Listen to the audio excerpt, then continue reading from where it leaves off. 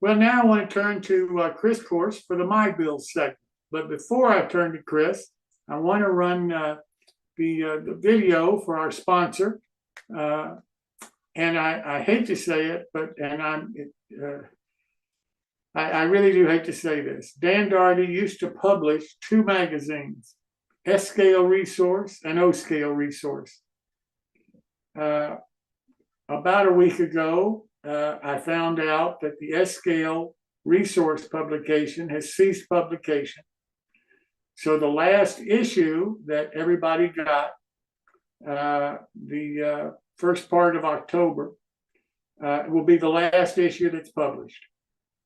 I did not know that when I wrote the last article. And I'm sorry that I wasn't able to say goodbye to the readers of the S-Scale publication, because I had articles in every issue for the last 7+ years.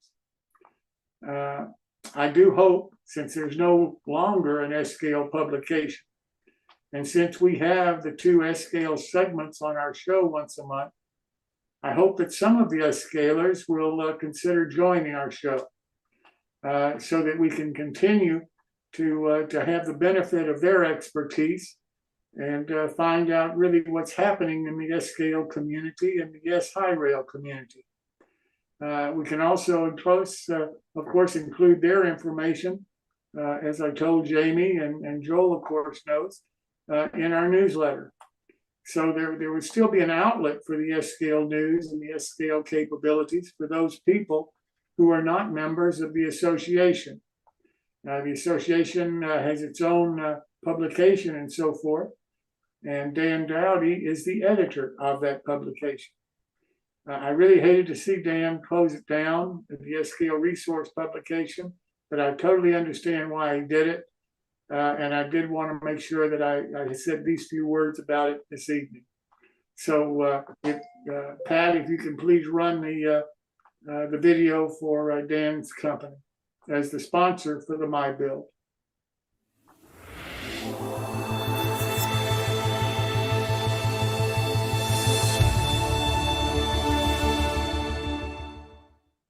Welcome to the world of scale, O and S railroading.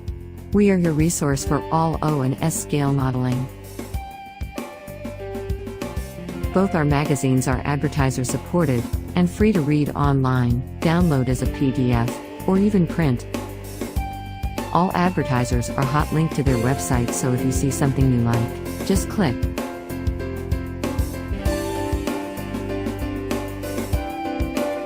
Please check out our websites for the current issues. All back issues available free for the O-Scale Resource and the S-Scale Resource magazines. And, if you are a manufacturer, distributor, or retail establishment, please contact us through our website for advertising opportunities. Well, now let's turn to Chris Course. Greg is not here this evening. He's on vacation on the beach. But Chris is going to do everything. And Chris, to answer your question, I do need the photos and the information and so forth, the same as you used to send it to me after the show tonight. Okay. Thank you. All right. Welcome, everybody. And let's go to full screen here. Where'd it go? Oh, it's buried underneath this. Hang on a second. Maybe. There we go. You'll see it here in a second. All right, my build tonight is a free-for-all, and it's featuring you. Tonight is October 16th, unless I missed something, which is entirely possible. But all right. And I'm your host, Chris Course. Like Jim mentioned, Greg is not here this evening. And we shall move on. First up, we've got Ed Cady. I missed getting him in last month. But Ed, are you up?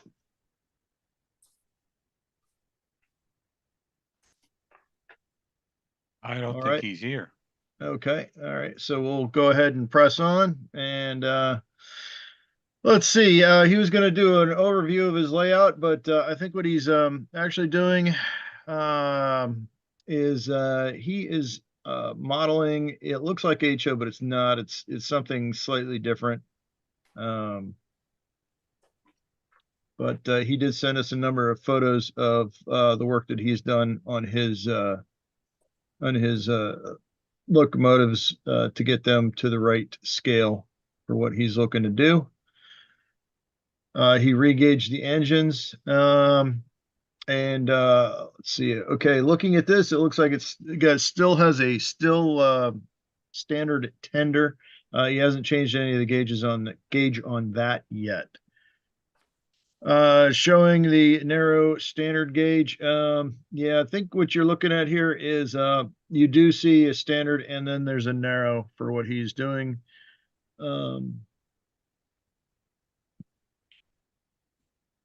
And all right. So this is some of his track work. And I believe if I'm looking at this right, and from what he has sent in, it looks like this is what the axles looked like originally on his locomotive. So anyway, thanks, Ed. I wish I could talk a little more intelligently about it, and wish you were here to share those. If I might interject, it almost looks like he's trying to do is like S standard and S42, which would be, HO scale track with S scale trains, but that's just a wild guess. So okay, yeah, I know he's doing something that's I think it was HO based, but I'm not sure exactly what. So I think he was working in HO, but trying to do colonial broad gauge. So I see dual gauge. That might be showing you the HO scale track, and then the wider in HO to broad gauge. Okay. All right, that makes sense. Yeah, that would make sense. All right, well, thanks for chiming in, guys. That adds some clarity to it, I think. All right, and then let's see, Greg sent some stuff in. So he's got 15 photos, and these are of his layout.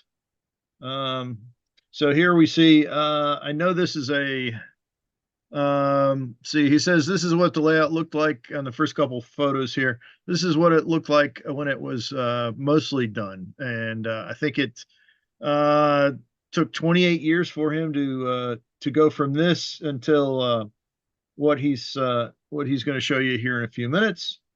Yep, see, that's looks like it's all well and good. It looks a little desolate in that there's not, or Spartan, I should say. But looking a little further down here, he took everything off of the layout, all the cars and some of the buildings, but before he went ahead and added some more items to it. So working on the middle section, that was all that I thought I could get done before the tour date. I used mostly Martin Wahlberg products with some very helpful advice from Bob Gelmacher. So moving on a little bit, and you see the Martin Wahlberg stuff there. A little bit goes a long way. If you've tried Martin Wahlberg stuff, it just adds a big pop. You can kind of see it right there in the middle where he's started doing some work and working on the groundscaping and or landscaping, I guess you'd call it. He said after the tour, I started working on the west end of the layout. By now, I had the static grass applicator to use with even more Martin Wahlberg products. All right, so he moves on. So there's a small pond, which that might be in another photo here. But okay, so we're looking at, it looks like he's got some nice rocks in there that he's done up. You can see the Martin Wahlberg stuff right in the middle, and that stuff looks fantastic. There's all the toys that he played with when he's doing that, the different grasses and Martin Wahlberg products that he was using. There's a static applicator right there, just to the right of center. And it looks like it's the Woodland Scenics. And now, see, this is right where things start to pop. Well, really pop. You see what do you call it? The weeds and the bushes and things of that nature that he started to put in, and it adds a whole new dimension to his layout, as you can see.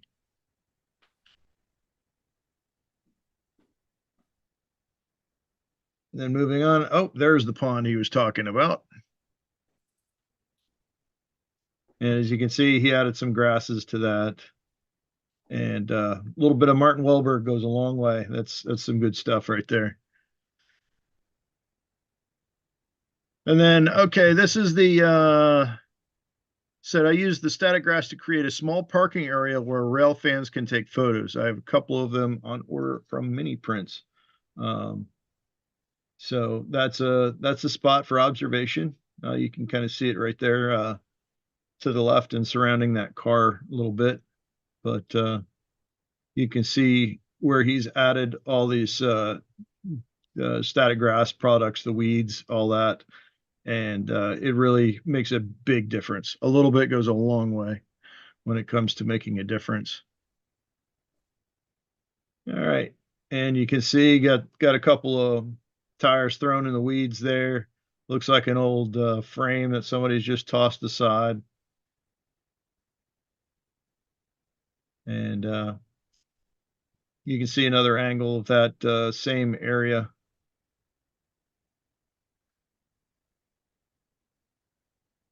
And then you see the thing I thought was really interesting about this photo is the amount of detail on the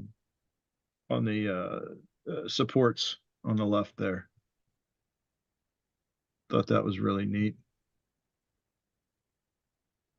And then yet another angle, and it kind of puts this out in the country there. See a little doghouse, a lot of little bitty details that that a lot of model railroaders go for. Just little scenes. In fact, if you go to George Celios's, that's pretty. I mean, there's a lot. You'll just completely overwhelmed. From what I understand, every time you go there, you'll see something different that you didn't see the time before. I've only been there once, but I can attest that holy mackerel, there are tons and tons and tons of details on George Celios's layout, and I guarantee you, in the 2 hours I spent there, I missed most of the details because it is just so massive and there's just so much there. All right, so there's a before and after picture, and as you can see, all those little weeds and things that Greg added really make a huge difference.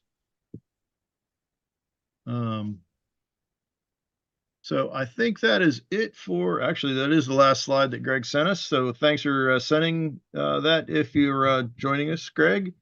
And actually, I kind of hope you're not. So enjoy your evening, your relaxation, and your time down in Rehoboth. So.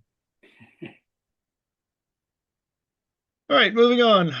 Leonard Davis. This is another one I guess that somehow got missed the last time around. Are you up, Leonard? All right. Now I do have a little bit of a description. Okay. Do have some description on this. He said he did this build about 4 years ago. It's a maintenance of way depot in O scale. He says it's scratch built, and there's an ROW depot scratch built, including a high rail track. It's currently static, and says this is all O scale. So we've got about 9 more photos here. So you can see the motor car in there, and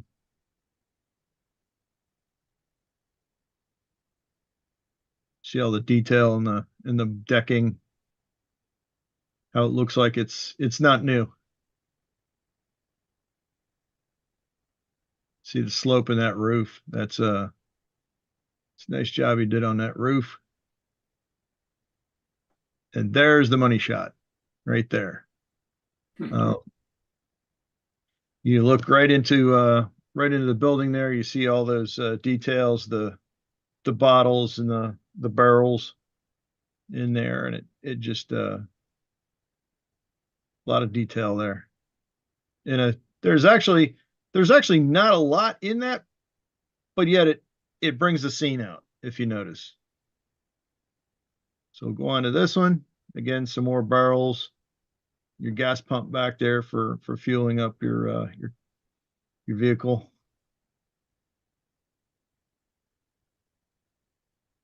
Another shot of pretty much the same thing. And then there's the roofing. Looks like it's not a new roof, and that's pretty well guarantee that's what he was going for, is not a new roof. So it's got a little bit of detail to it. And there you can see he did a nice job with the grass, getting it to come up between the ties. So that came out very nicely. And of course you see the rust effect of that the rails would leave. So, all right. Thanks for sharing, Leonard. And we will move on. Bob, are you up? Yes, sir. All right. Looks like you've got 4 slides to show tonight. Excuse me. So this HO scale, and I named it after Greg Cassidy as a good monitor and stuff like that. The boat in the front is a Pricer boat. Next picture. Interaction Hobbies is the kit manufacturer. The kit was called Sea Biscuit Marine, and I named it Cassidy Marine. Okay, next picture. Yep. Yeah, there's the interior of it. And in the very middle there, you can see the bottom, or the part of the lights that I had in there. And I want to detail the interior, but I didn't want to do a second set of lights in there. So I'm stuck with this thing sticking out here a bit, right in the middle. But other than that,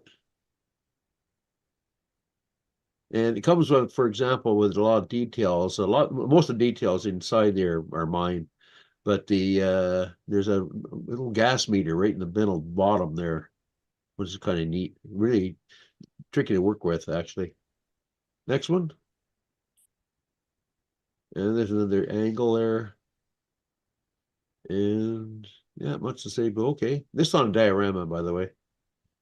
Oh. And the next one. And that's it.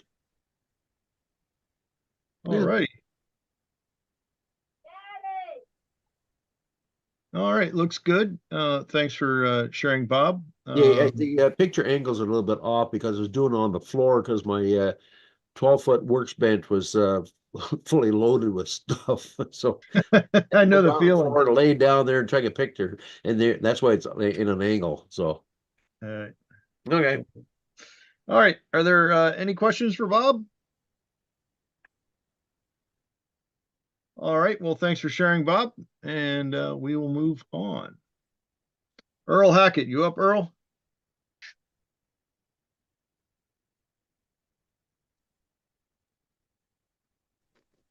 Should be here a minute ago. I know, I'm trying to get my phone working. Well, All righty.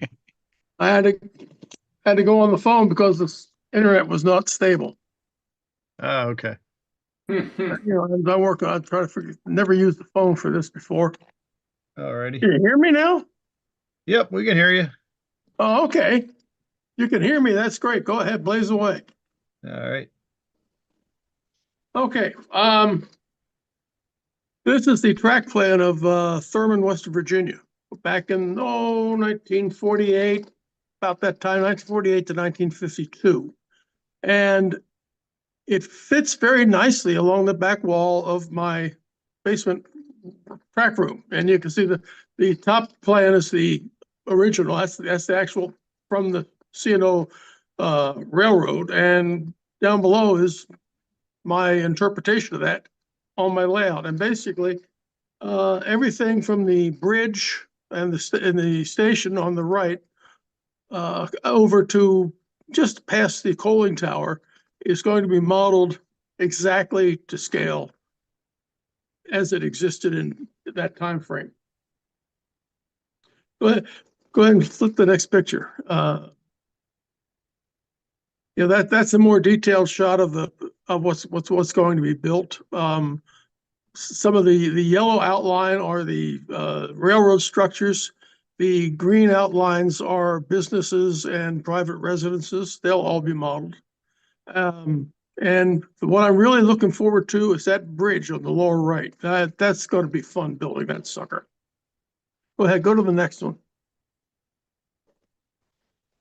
This is the layout as far as I've gone. So it's way in the background there in the center, almost center, but a little above center to the left is the Kincaid building. That's one of the business structures. I've built that one. And in the lower left is the freight house. You'll notice that the freight house is built on a trestle. There was no room in this place for the tracks are right along the edge of the escarpment. The mountain comes down this little flat spot and it goes down into the river. So many of the buildings were built on basically on trestles over the edge of the side. And what I'm using for roadbed there, that is a product from Home Depot. It is called what they call sandy board. It is a pine product, plywood from Honduras, and it takes spikes just beautifully. I mean, it's the nicest stuff I've ever worked with. So I put that on top of the home soap, and that's my basic ties and track go right on top of that. It's just a wonderful material to work with if you're hand laying a track. Of course, this thing, all the switches are custom made for the spot. They all have to be hand laid, and the mainline switches are I think they're number 20s, and the small engine areas, they're all number 6s, but they're all curved. They're curved number 6s.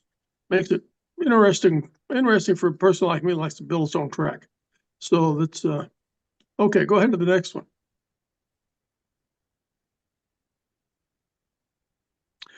This is the picture of the freight house, and with the bridge in the background, you can see I believe it's a Pratt truss. I can't remember now. It was a Pratt or a Howe, but anyway, it's a truss bridge, and you have girder spans beyond it. Interesting, there is a single lane roadway hanging off the side of the thing, which makes it a little bit more interesting to model rather than just a plain old bridge.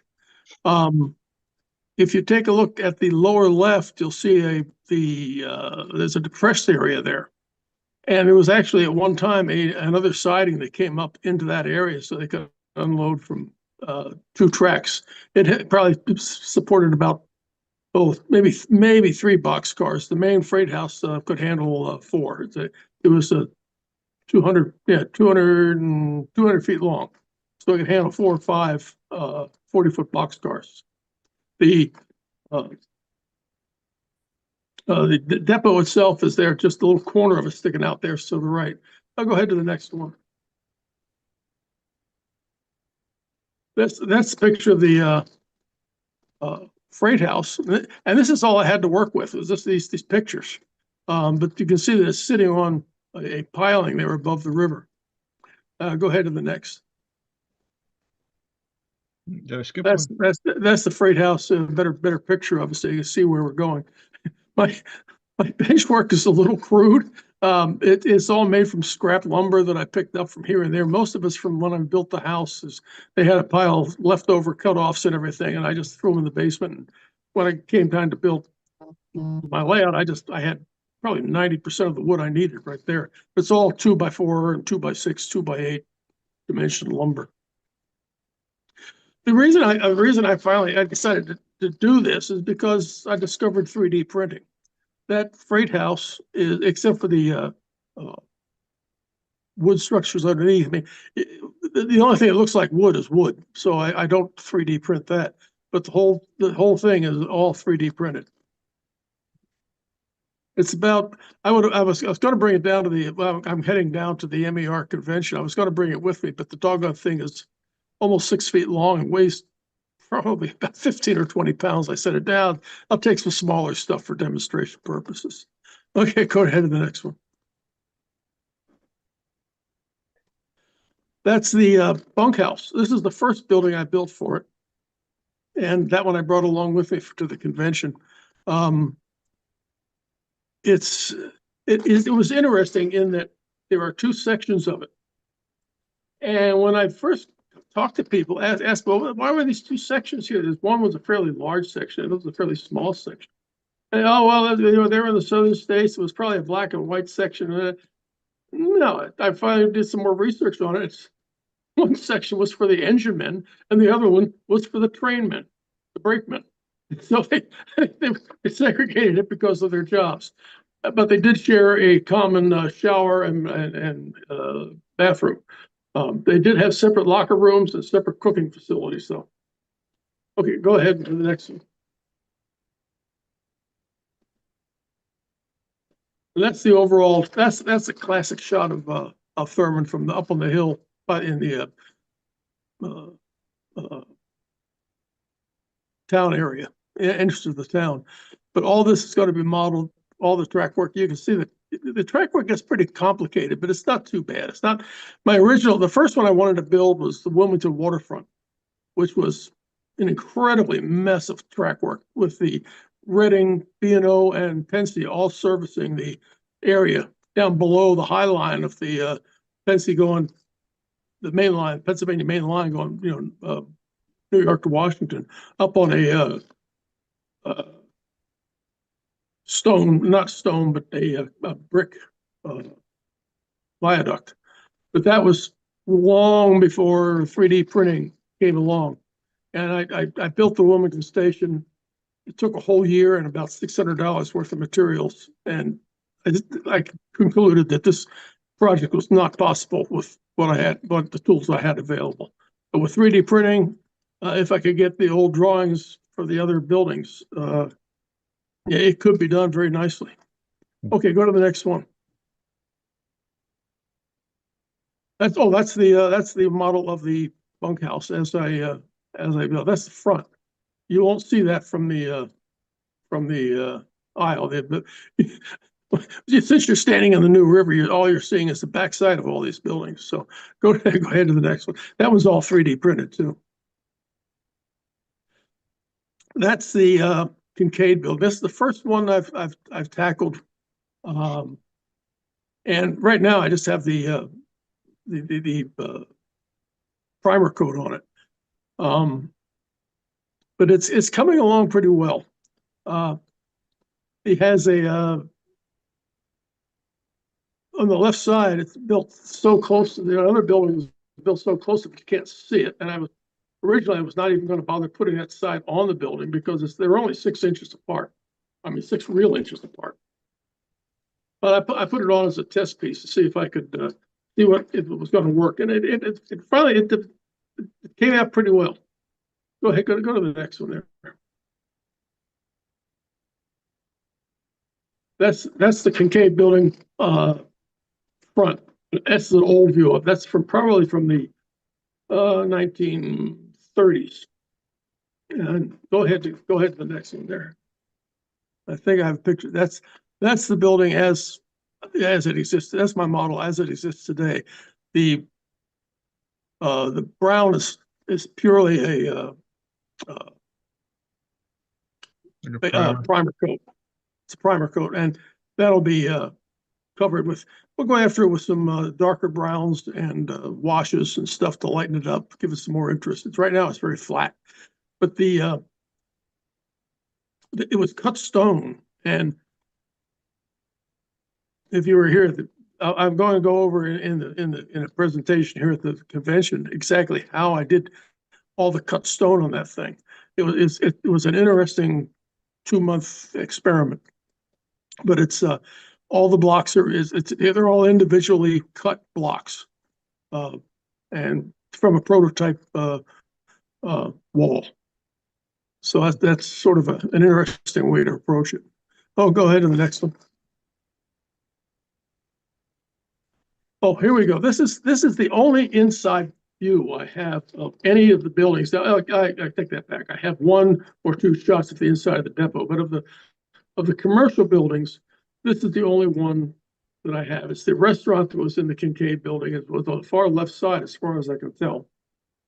There were three buildings in the three businesses. They had the restaurant, there was a lawyer or somebody's office, and then a dry goods store on the far right. So I had this picture, so I wanted to model the entire interior of this particular section as close as I could, based on the photograph I have here. So go ahead to the next one. Not a great photograph, but if you look at the back, you'll see that I found the copies of the two original poster Coca-Cola ad posters and reproduced them on the wall there. And here we have the figures in there are commercial figures, and I discovered that they're grossly oversized. The guys are like 8 feet tall, but they're in there, and I'm not going to tear everything apart to get them back out. So go ahead to the next one there. This one here is also a 3D printed model. That's commercial figures, can't position them where they're doing something useful, where they're doing what you want them to do. I wanted a secretary who's sitting in this office and is typing. So I 3D printed this sucker. The typewriter I found in an old ad for typewriters from somewhere in some vintage catalog.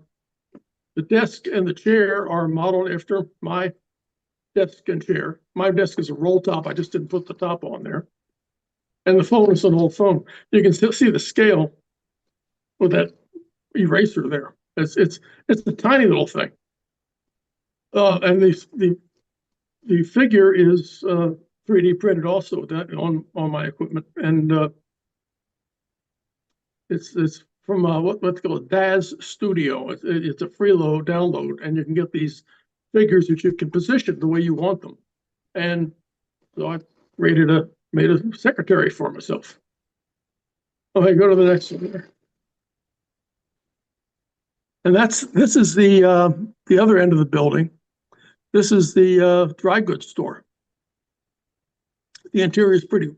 All the figures in there are 3D printed, and they're the proper size. They're all between 5'6" and around 5'6" high scale, 5'6" foot, and all the cans and stuff, that's all printed and 3D printed and stuck in there.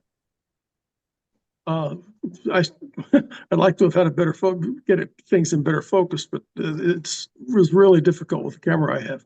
Okay, go ahead, blaze away. Oh, looks like that was it. Okay, that's it. Okay, great. Hey, Earl, it's Bob Yeah. Gelmacher. I got a question for you. On the building where you had to cut stone, did you 3D print those stones? Yeah, it's all 3D printed. Okay. Yeah, I'm gonna go over in detail how I did that at the convention tomorrow, or Friday rather. Yeah, I'd be interested to see how you did that. It was interesting. I made several attempts at it until I finally found something that actually worked, and I'm still finding better ways to do things. What program did you use to do that, if I can ask? I did it with I did it in the CAD system that I use, which is Rhino 3D. You could do it in Blender. There are several other programs, but I don't know. I don't know what the procedures would be in those programs. I've been using Rhino for 15 years now, and previously I was using other programs, CAD programs that were very, very similar to it. And I just don't want to change my motor memory. I go to other programs, and I keep doing the wrong thing because the interface, the human interface, is different. I understand. Thanks. Wow, fantastic work, Earl. Anybody have any more questions for Earl before we move on? All right. Well, thanks for sharing, Earl. Appreciate it. Take care. And enjoy the journey down to North Carolina.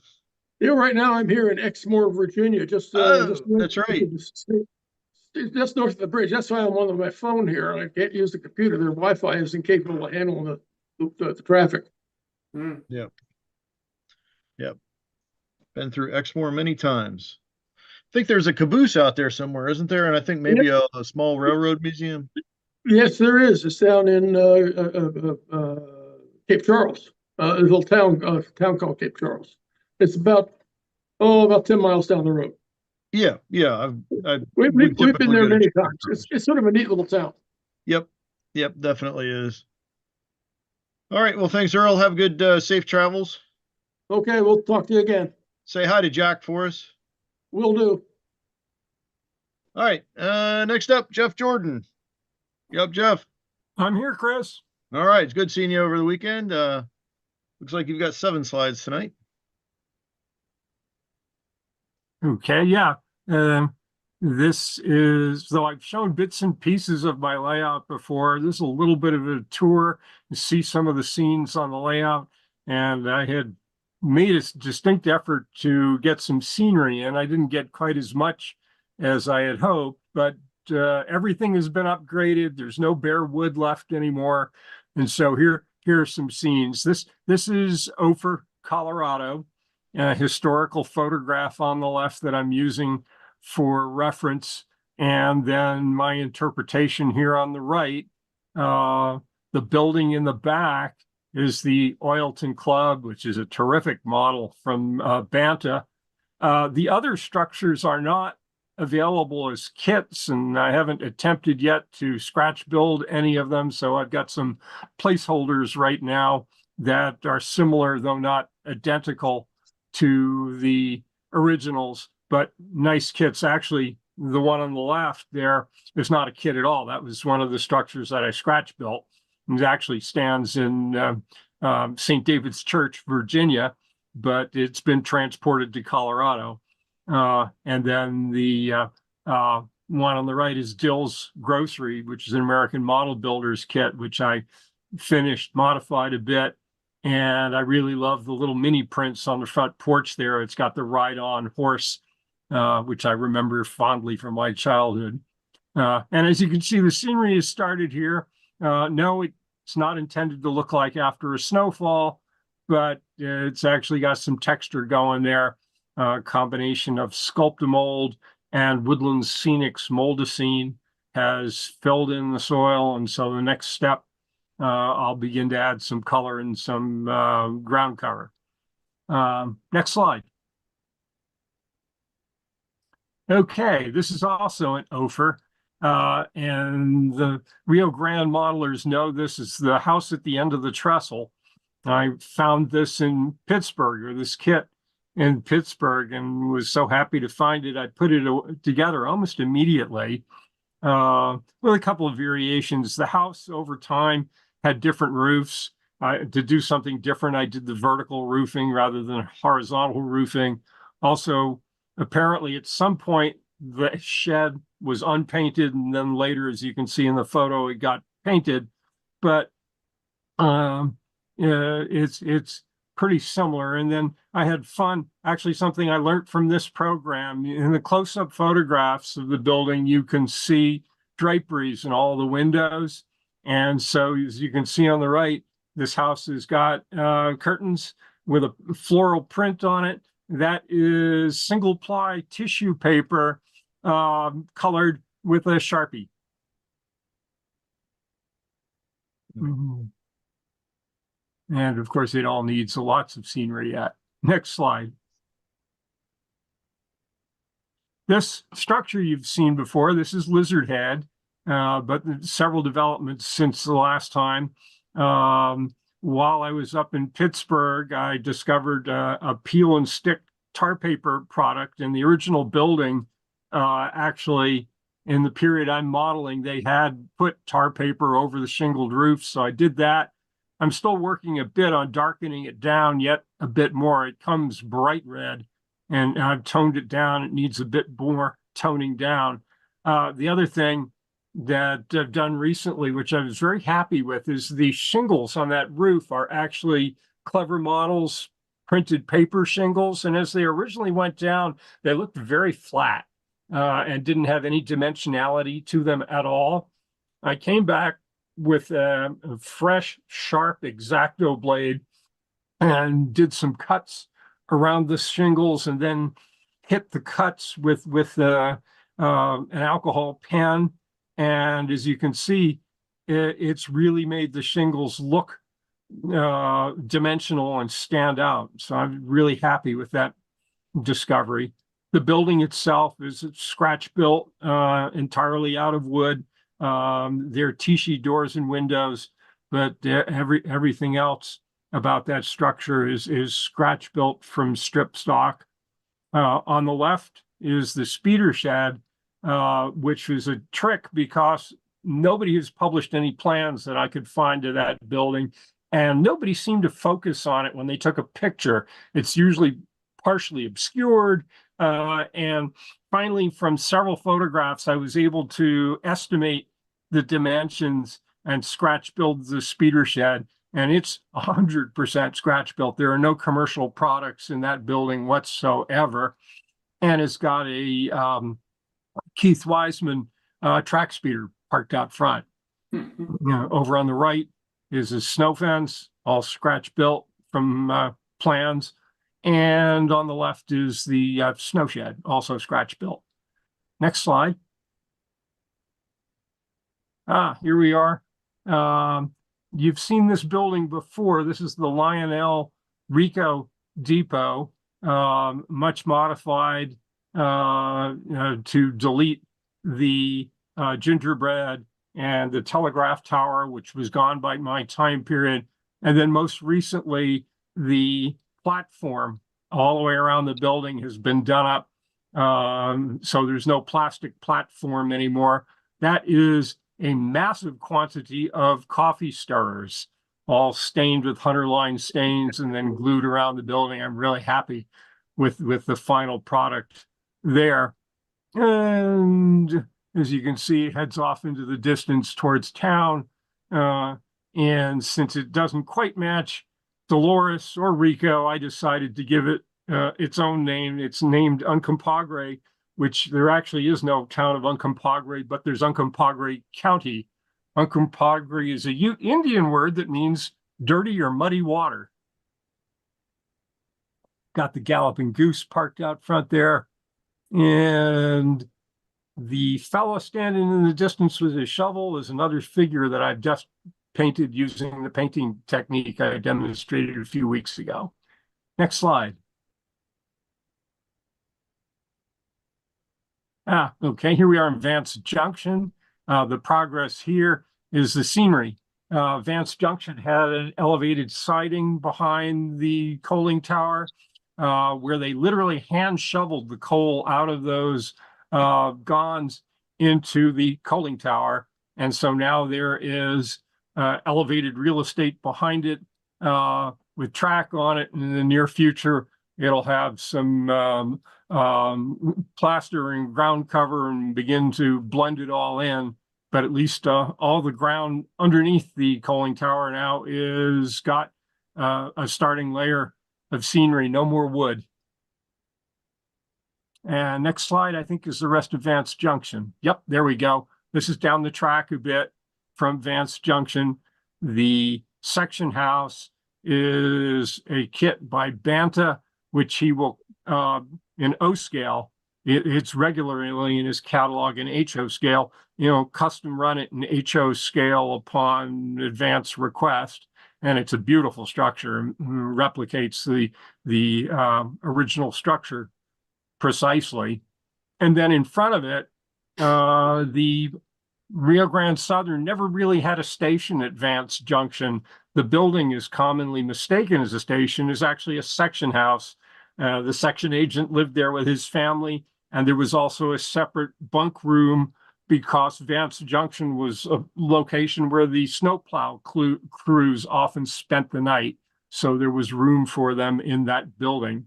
But the building in front is obviously an old passenger car that's been reused, and that is the actual depot at Vance Junction. And to keep it in scale with the rest of my stuff, though there are models available of that car. That's actually a Bachmann passenger car I was given that had been damaged.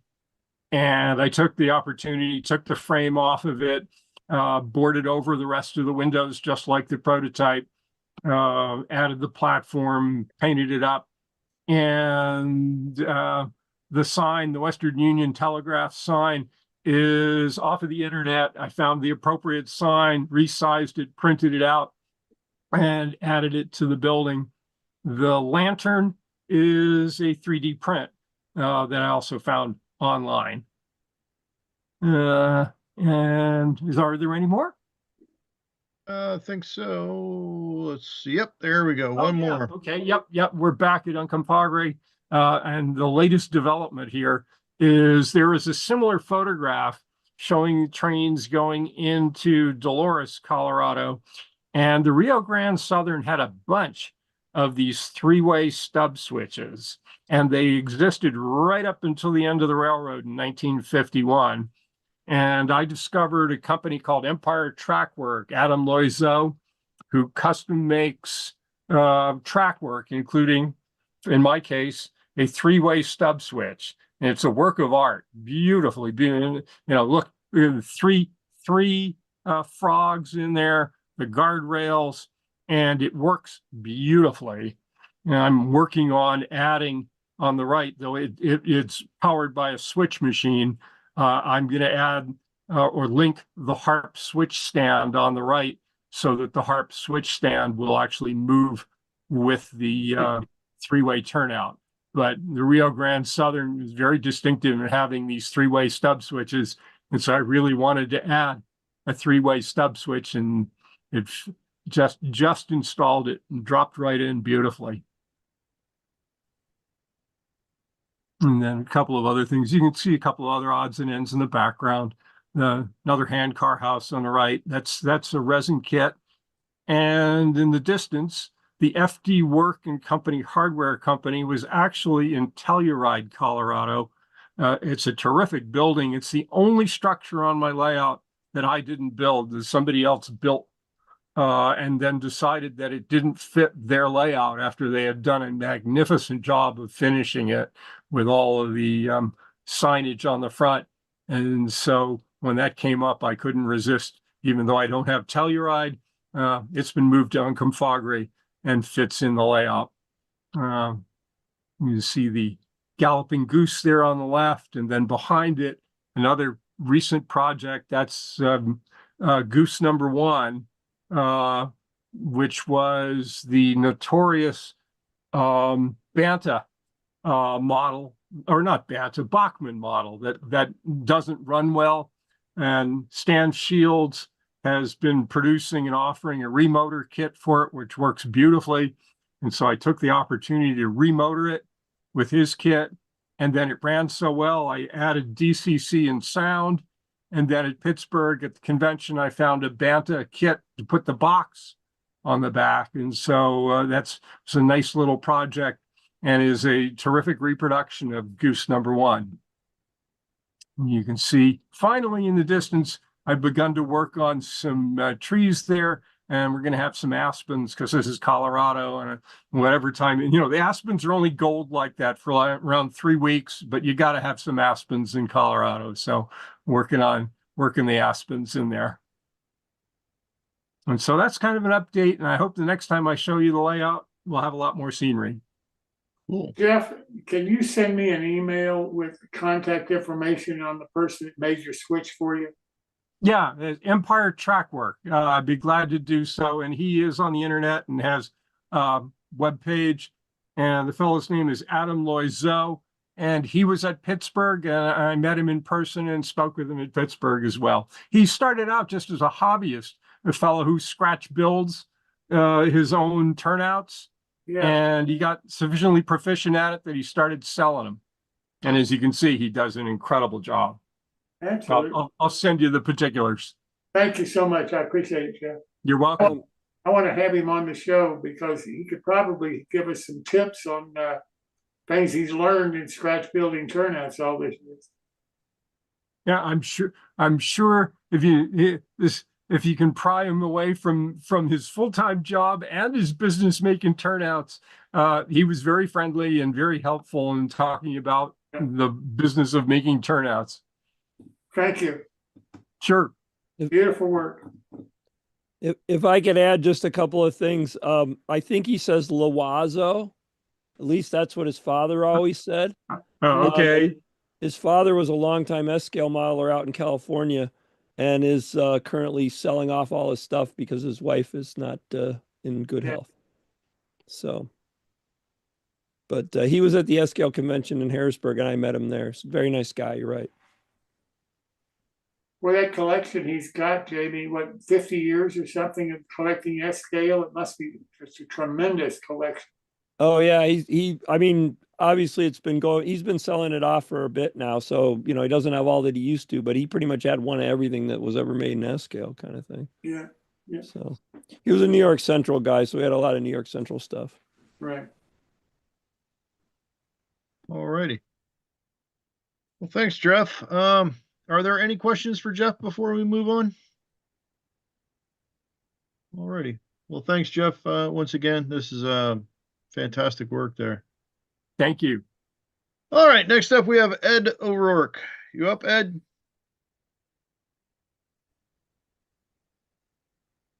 Yes. All right. Looks like you've got 2 slides tonight. Yep. All right. Okay, so this is in my old house. I had an outdoor layout, of G scale, and I don't have any place for that here. We're in a condo development, and there's no, you can't do that kind of thing outside.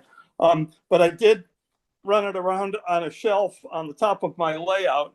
So it just runs around in a loop up there. It was the first thing I did when I moved into this house, just to get something I could run a train on. And the low bridge clearance, 6 feet 0 inches. We have a railroad bridge on the Liverpool Parkway outside of town here that's got a 10-foot 9-inch clearance. It was originally over the Oswego Canal, which was a part of the old Erie Canal. And it is marked, for, low clearance, no commercial vehicles allowed on the parkway, low clearance, no this, and about once a month at least, if not more, it eats a tractor trailer that didn't believe the clearance sign and takes the top off it. And so far, I think the score is bridge, about 600, tractor trailers 0. So that's sort of my homage to that in the entry there. Next slide. Yeah, we've got about 3 bridges in this area that all are that way. All right, and this is the Marklin trains, and that's my grandson that came back from Germany with my father, who was in Germany with the National Guard during the Korean War. Brought them home for his boys. This is just a part of it. I've got a ton more of it that I've got in a box I don't have room for. But I set this up when we moved on a 36-inch wide by 6'8" hollow core door, and set it up for the kids to run it around. So they have a great time running it around in circles, and you can actually do some switching and some things like that on it too. So that's just that's another layout in the house. This one, so we had my father, me, my children, and now my grandchildren. So this is 4 generations of this Marklin trains that have been running all this time, which I think is pretty impressive. I think that's it. Yep. All right. Well, thanks for sharing, Ed. Are there any questions for Ed before we move on? All right. Thanks again, Ed. Okay. Yeah. Next up, Dave Schultz. You up, Dave? I'm here. All righty. Looks like you've got 6 slides tonight. Yeah. Now we'll show everybody what a mess looks like. I know the feeling.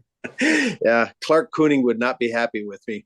Not supposed to use your layout as a workbench. But anyway, my room is 14 by 21. So I've got to cram a lot of stuff in a little area. And this is part of my time saver. And in Laverne, Minnesota, they had a situation. They had river on one end and village on the other. And they had two industries they needed to serve. And this was the only way they could get to the two industries and yet still have room for car storage. So I thought, that's kind of a nifty idea. Because if you put the turnouts back to back there, you'd end up with about one car length of room. So I thought that needed to be modeled. And that was a real beast building that. I hand built all of that and soldering those pieces together. I must have done that 6 times because I kept getting the angles wrong. And I'd make a jig and I'd hold it in there. And then when I put the parts back in the jig, of course they didn't fit. So I don't know what I did wrong, but anyway, yeah, you can see the all the turnouts in this are hand laid. And I'm getting pretty good at it now. I can whip one of those out in about an hour and a half. So anyway, next slide. This is a model of St. Cloud, Minnesota. The Northern Pacific had a double track main, and then the track in the foreground actually went to a lumber yard, and then there was a siding on the other side, but I ran out of space, so I could only do 3 of the 4 diamonds. But right about where you see those spikes laying, that's where the tower is going to stand. I've got that built out of Legos so far. It's kind of embarrassing, but once I get her covered up with brick, you'll never know the difference. But anyway, this is my rendition of St. Cloud, Minnesota, and the diamonds on the Northern Pacific. Okay, next one. My grain elevator. When I was growing up, my father used to take me along. He drove truck, and he hauled a lot of grain out of elevators that the railroads had kind of given up on. So the trucks took over, and I remember backing down many a right away where the rail had been taken up, but the ties were still there. And my father would back his truck down in there, and they'd load it at the old railroad loadout. So I'm actually going to put rail here again. I had code 125 rail in there, and I decided I'm going to put code 100 into the grain elevator. This is an O-scale Proto 48 layout. So code 100 comes out to around 84, 85 pound rail. So I thought that'd be perfect for the grain elevator scene. My grain elevator took a hit in the move, so I'm slowly gluing it back together. There's all kinds of lights in it, and once I get her put back together and the rail laid through there, it hopefully, if you do this show again a year from now, I'll have something to show up. Oh, you can see my tower in the background there, made out of Legos. So. Yeah, I think there's another picture of the Legos somewhere along. Oh, okay. Along the way. All right, off to the next one. And there we go. There it is. There's St. Cloud Tower sitting there with the Lego tower. Anyway, those diamonds are from Jay Criswell. They're absolutely gorgeous. They're nickel silver. They're cast, and they come in 4 pieces. And you put a little bit of you can see the little white divider in there, a little piece of plastic. I used 20 thousandths in there to space it, and it gauges perfectly. It was just kind of crazy. The cars roll over. That's so nice. But yeah, St. Cloud, I used to stand down there when I was younger and watch the trains roll by there. And of course, the guy in the tower he'd wave at you, but he would never ask me to go up in there. So doggone him. I always wanted to go up in that tower. So, and then you see the NP boxcar in the background there. That's my test car for running over all the track work to make sure it works. So, and all of this is laid on sheetrock, which is kind of odd. I never thought of using sheetrock before, but I've put down 1/2-inch plywood, and then I put 5/8 sheetrock on top of that and screw it down. And I've laid ties on this using silicone, and the stuff is amazingly stable. I don't have any problems. I've had friends that used Hamasot and stuff, and they've had what looked like sun kinks as temperatures rise and humidity goes up.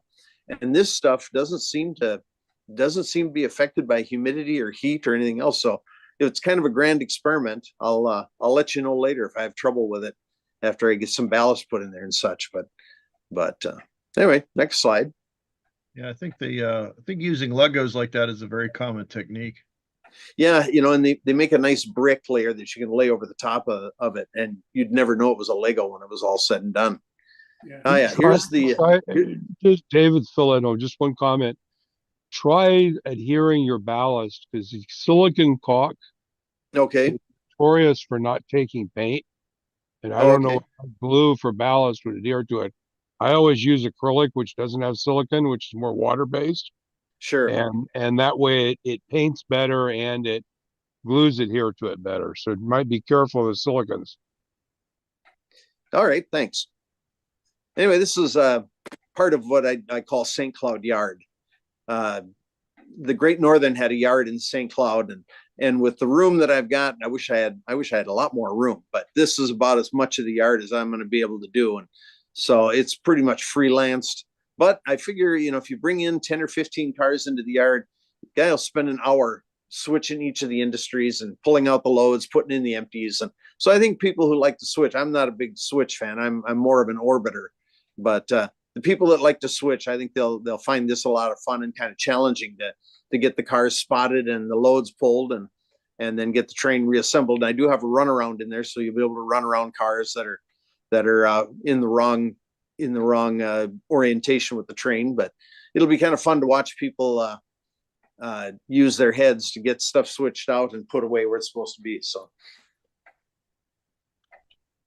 next one, if there is another one. Yep, man, it looks like there's the last one. Yeah, there's looking, and look at that mess. That's almost pathetic. But anyway, you can see where my little grain elevator is. But like I said, the room's only 14 by 21, so I think I'm gonna pull off a lot of railroading action in a very small space.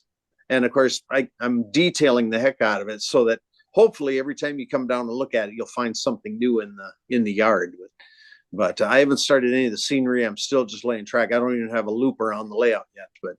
But eventually, hopefully a year from now, I'll have the track laid around a circle and be able to run things and be able to bring trains into St. Cloud Yard and switch them out.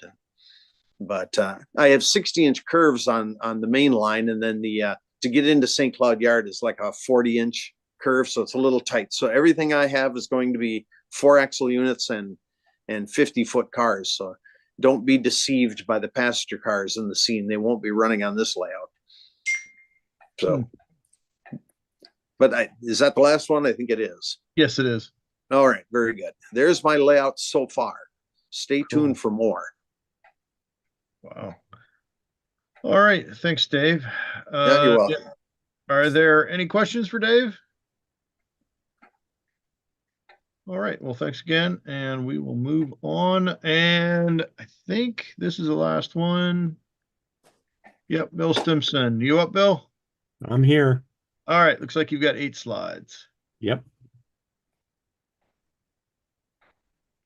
This is the track plan for my little N-scale layout with Atlas Code 55 track. And we'll go to the next one, Chris.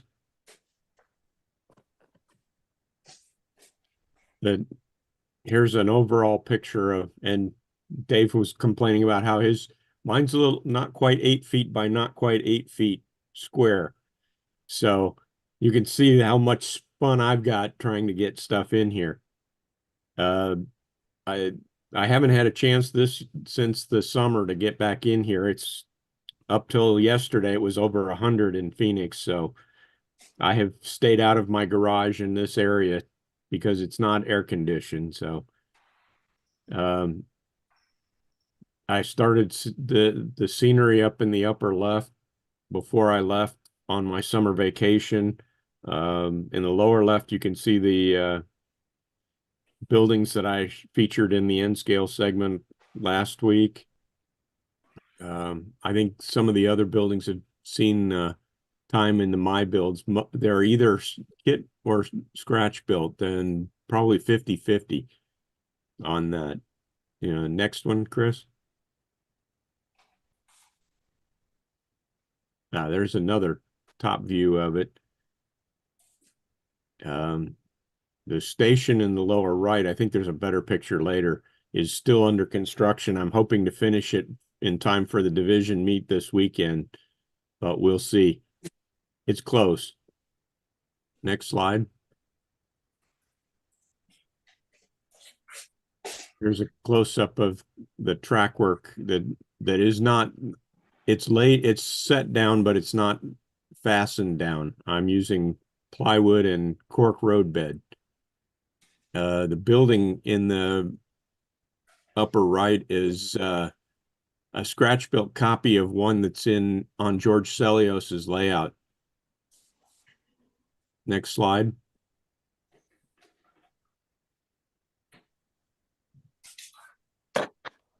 There's the train coming out of the tunnel at the far end over the bridge.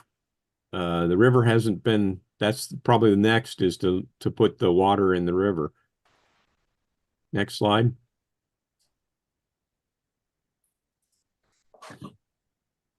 There's another picture of the town area. The buildings in the upper right are from an old MR from the 1950s, if I remember, early 60s. They're not finished yet. They're built but not detailed. Next slide. Well, there's some more of the station that was still under construction when I took these photos last weekend. It's much further along than that at this point. I was fitting them in to make sure it fits. It's actually built on a curve, which will be interesting to finish. Next slide. There's where the buildings from the N scale last week are going to be put on the layout as I finish. I got to build the bridge that the road crosses to get into town. Next slide. Don't do that. It keeps the riffraff out. Probably true, Chris. All right. Looks like actually that was the last slide. You could make it a drawbridge. Yeah. I suppose I could. Yeah. I think they made one of those kits in N scale once upon a time, either AHM or Bachman. I forget which one. Alrighty. Are there any questions for Bill?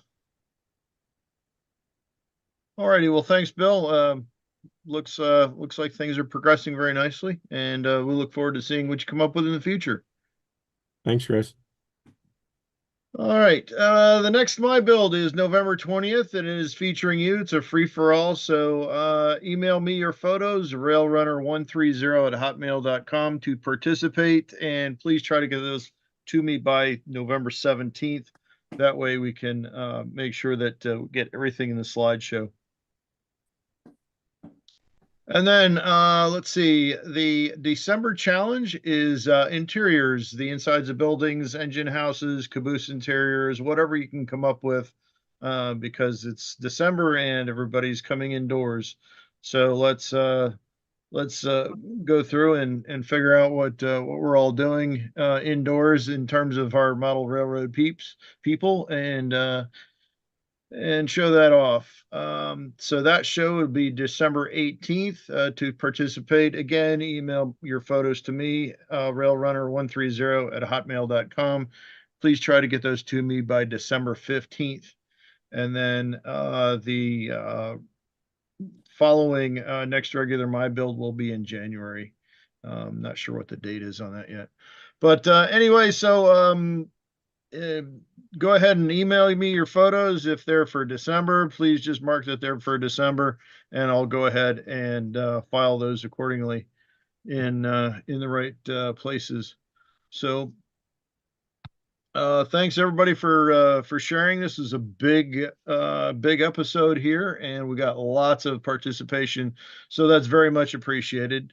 And I hope Greg's having a good time down at the beach, and I'll turn it back over to you, Jim.